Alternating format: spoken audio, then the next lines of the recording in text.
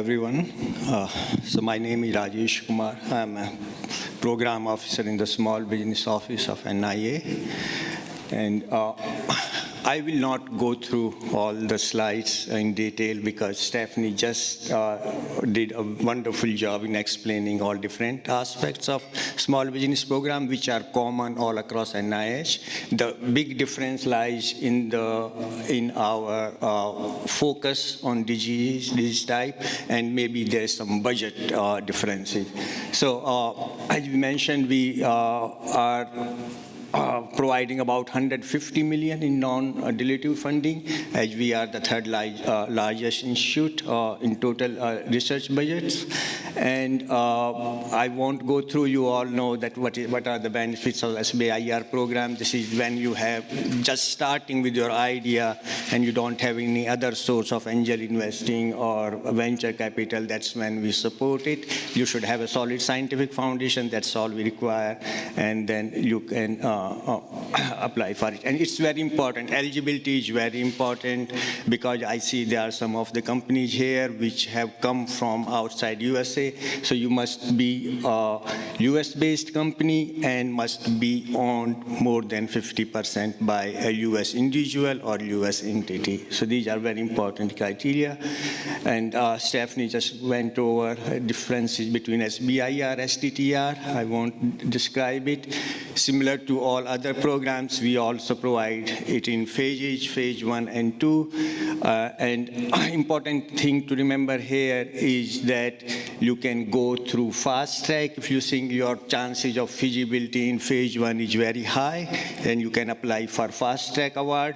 That saves you time. It eliminates the gap between phase 1 and phase 2. And if you have already done discovery and feasibility, you can apply to direct to phase 2. And once you get phase 2, there are other funding mechanisms available like CRP and phase 2B. And this can be a significant amount. So if you remember, if you count all of these funding amounts, see, our amounts are slightly higher than some of the other colleagues told you. If you count, you can get up to $10 million in total non-dilutive funding from us.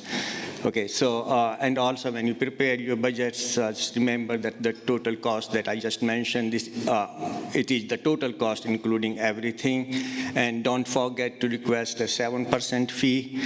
This is a profit fee. As a profit-making organization, you should be requesting this one. The advantage of requesting this is totally at your discretion how you spend it.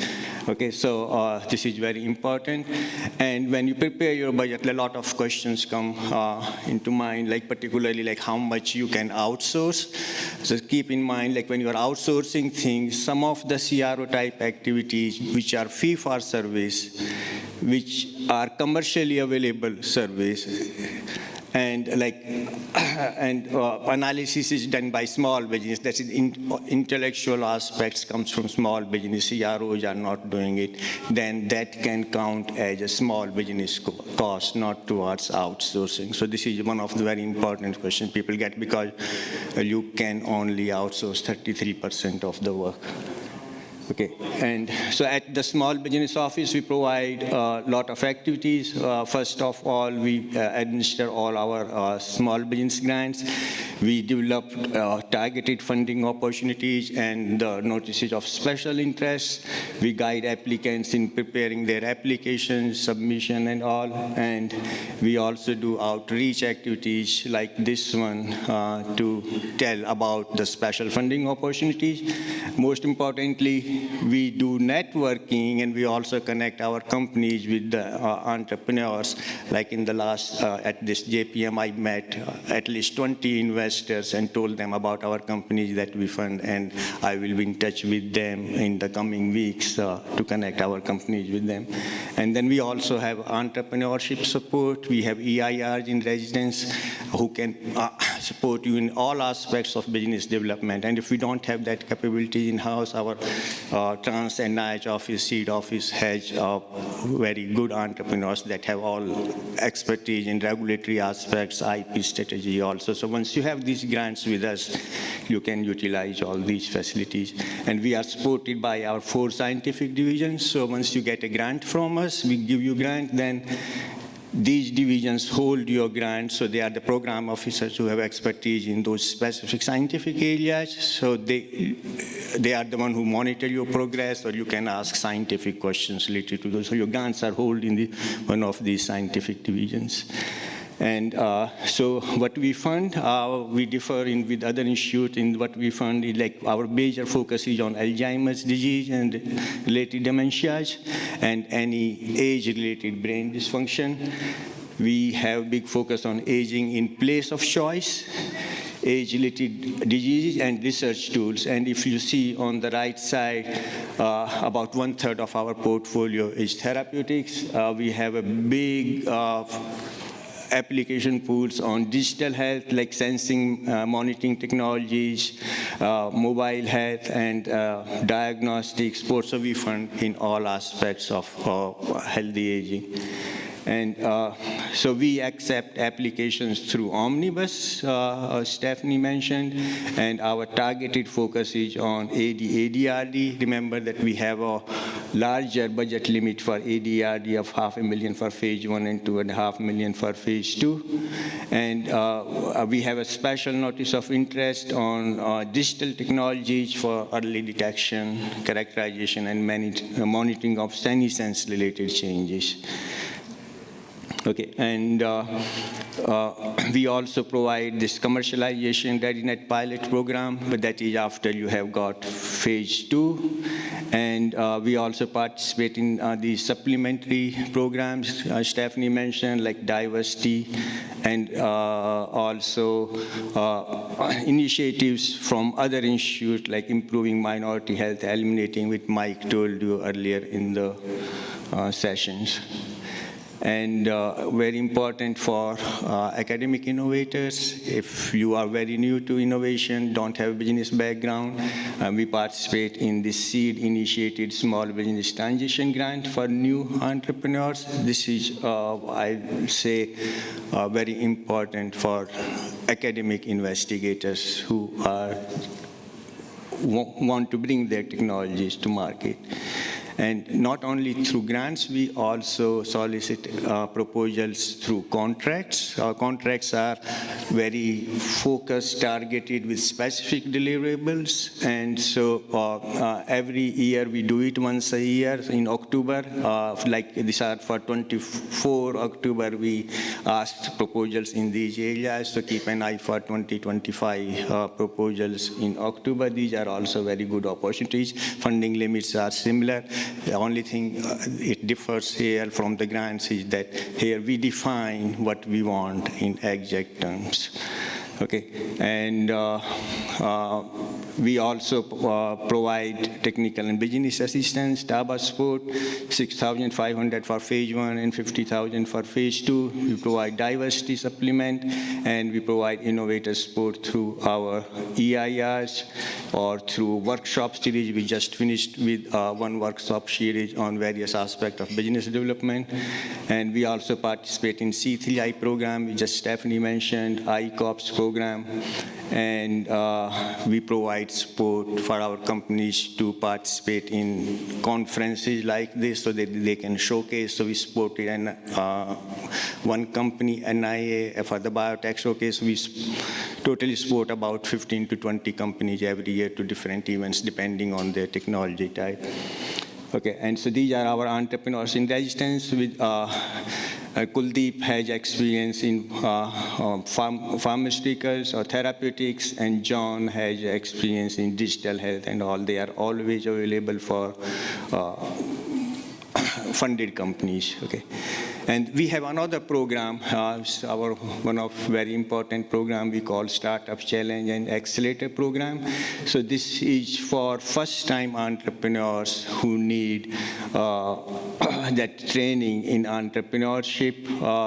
So this is about 5-month entrepreneurship boot camp. They receive one-to-one mentorship, and I will be happy to tell actually from last 2 cohort, we have 2 companies here, Lenny Yang from Hydrogamy, and Nico from Cardios. And so you can talk to them whether they like this program or not. In 2025 programs, this you can see what we are offering them. And so we select this year we are selecting 21 companies.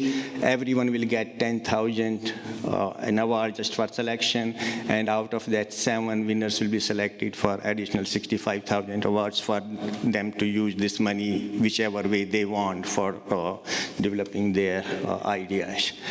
Okay, so, and we also support applicants in their application preparation programs. This is also a new program we started. So you get 12 weeks. We have outsourced it to one of the grants writing companies. They provide you application support. They review your each different aspects of your application. So we select about 20 companies for it to participate in. So our next, currently we have one cohort just finishing, and then for September 5 application deadline, we will be asking for applications in spring. So if you are new and if you want to get that help in preparing your application, you should be applying for it. Okay, so tip for successful, this is very important. A lot of companies ask us, just don't apply it because it's free money. You should have a solid idea. And if you need cash urgently, this is not available urgently because it takes up to 6 to 9 months. And your product should be really innovative and should be filling some important gap, okay?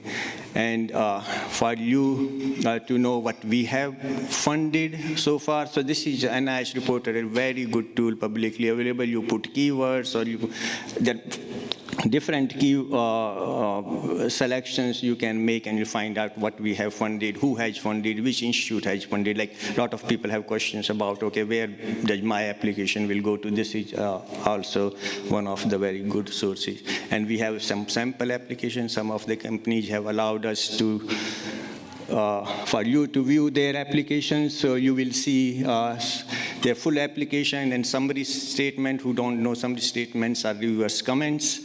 So you can see what reviewers said. And some of the companies have like original application. First time they submitted, they didn't get funded, and then how they revised their application and what comments they got. So these are very important resources.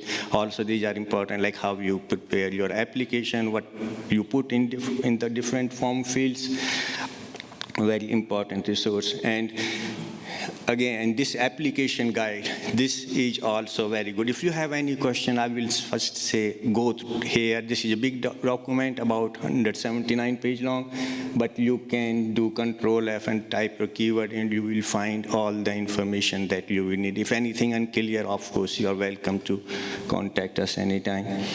And so these are like, if you want to suggest from your side that my application fits NIA or NHLBI, eventually you can specify here in the optional form. When you submit your application, you can also suggest a particular study section. You can review study section. If you think that one particular section has more expertise in your area, you can do it. So, and also, you should start early because there are a lot of registrations you need to do, and preparing an application is not, cannot be done in a week or two. If you can do it, that means you haven't done a very good job. I have written a lot of R01s and SBIR grants myself, so I know. So start early, refine your vision, exactly what you want to do, because as an entrepreneur, you have a lot of things, a lot of ideas in mind. Don't put everything in there. So you have to really refine your application, build the right team. That's what important. A lot of comments we get from reviewers that you don't have this expertise. You should have a physiologist in your team, or you should have a pathologist and all that. So have your team should cover all aspects of your application. Draft a very clear application so that non-expert can understand it, and conduct your own peer review and follow instructions carefully. I cannot overemphasize it because people make a lot of mistakes. And another thing that particularly entrepreneurs coming from academic side, they write these SBIR applications if they are research grant, but there's a big difference. In academic grants, the focus is on science and generating new knowledge. In SBIR, STTR grant, the focus is on product. So you have to write it if you are developing a product, what you are doing in this project, in this phase, where it will lead to new one. Is there really a need? Who will be your market, or who will be your customers? How will you get profit out of this product? So the commercialization angle is very important in this. And after you apply, you get a two-level review process. One is by expert, another by our council. Stephanie mentioned it.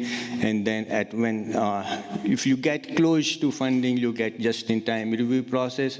We ask you for more information. So this is a new requirement for SBIR STR. We start in September 23rd submission that we ask for you to disclose any foreign affiliations. I will very strongly suggest that you read this one. Some of the companies have been denied because of some relations with the foreign firms were red flagged. Okay, we don't know how they were red flagged. We don't get any information, and if you're and we cannot tell you. We will just say, okay, we are not funding your application, and we will ask why you are not funding. We are not allowed to say anything, and also we don't know why your application was denied. So it's very important you read what can be possible red flags. Okay, so this is foreign risk assessment is done. So it takes some time to do it. So now it takes slightly longer for us to fund your applications because of this, but we are streamlining it. So hopefully it won't be that tedious. So, and also, if you are not funded first time, don't get disheartened. Doesn't mean your application or your innovation or your idea is not good. It's just first time it wasn't that clear to reviewers. So apply again. You have much better chance of success second time. Okay, and this is where you see of website is very important website. Very simple website, tell you a lot of information about the SBIR funding, and always connect with us. You will know in time what are new funding opportunities are coming, and you can always write to this email for any questions or any guidance. If you don't know where to go, just write an email here, okay? And most likely I will be the one answering you. Okay, so that's it. So I hope I left some time for you to ask questions. Yes? A tricky question, what are the average funding rates for SBIR? So for the first-time applicants, it will about 15% of the applications get funded, and if you are applying for second time, 20% maybe.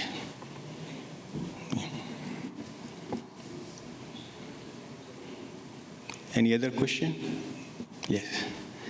For the diversity in supplement, are we only allowed to hire one, or can you You can have you can have more than one person. Yeah. But how much funding is it allocated by each person now, or? Yeah, it basically covers the salary and some of the training aspects. So in salary, depending on the level of person you are hiring, you can go up to 100,000 case. It's a pretty good amount, right? Yeah.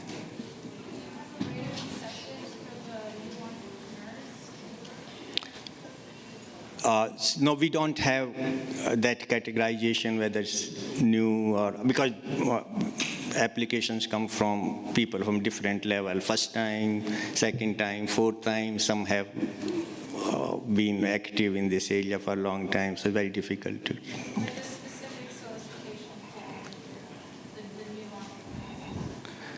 Oh, that is new one. So I think we are up. This just last January or maybe in September we started getting that. Yeah, this is very new now for.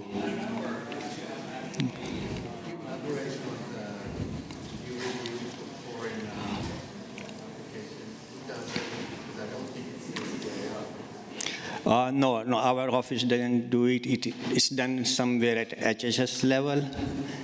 We really don't know exactly like how do they do it, what they do it, and we don't get any feedback. So, sorry, which agency does it? HHS, like Health and Human Services, does it for NIH. And there's no published criteria? No, you will see that in that disclosure that you will see what are the criteria, what they look for it. They look for like any security risk, any patent laws and thing. So particularly there are few countries of concern they have mentioned. So they are, if you have ties with them, you have to be extra careful with them. And so beyond that,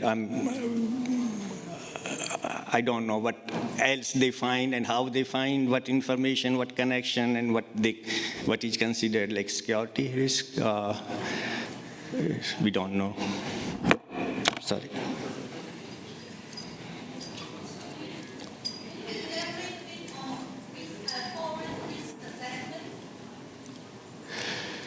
So I will refer you to the link that we had in application. Go over it because very detailed instructions there. Okay, and there are actually very few, about 8 case scenarios also that will help you understand those.